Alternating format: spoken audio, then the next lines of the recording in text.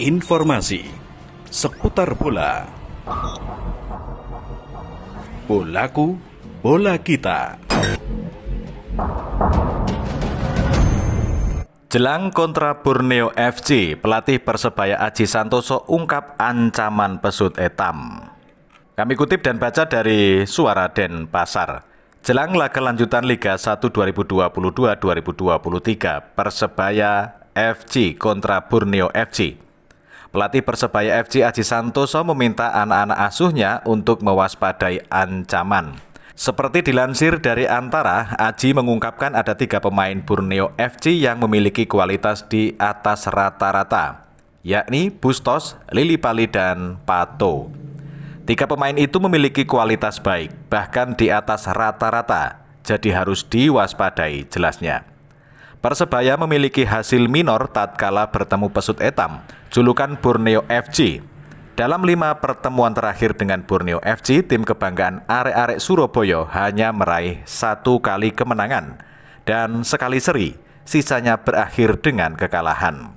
Meski demikian, Aji optimis anak-anak asuhnya dapat tampil prima. Catatan belum pernah kalah dalam 7 pertandingan terakhir dan selalu menang di 4 laga berturut-turut, tentu mengangkat moral anak asuhnya. Pelatih yang memiliki lisensi UEFA Pro tidak akan menggunakan pola pertahanan 1 lawan 1 untuk menghadapi pasukan pesut etam.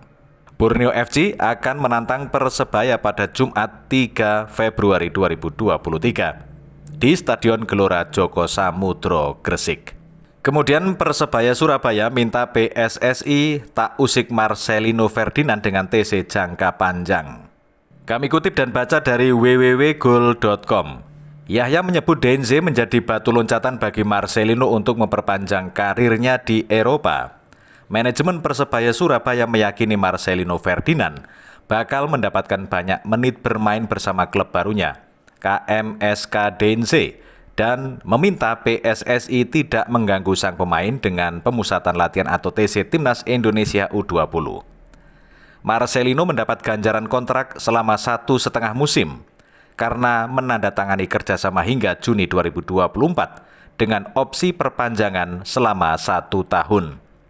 Marcelino telah memilih nomor 27 sebagai nomor punggungnya.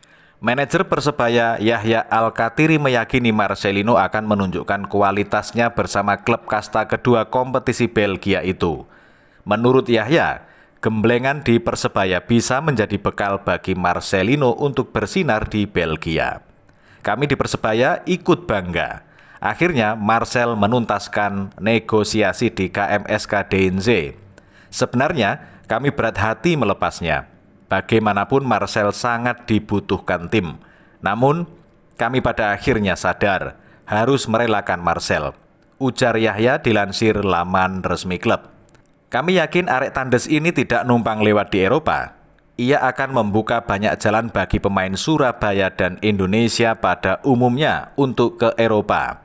Gemblengan Persebaya sejak kompetisi internal sampai tim senior insya Allah memberinya cukup bekal menjadi pemain hebat di benua biru.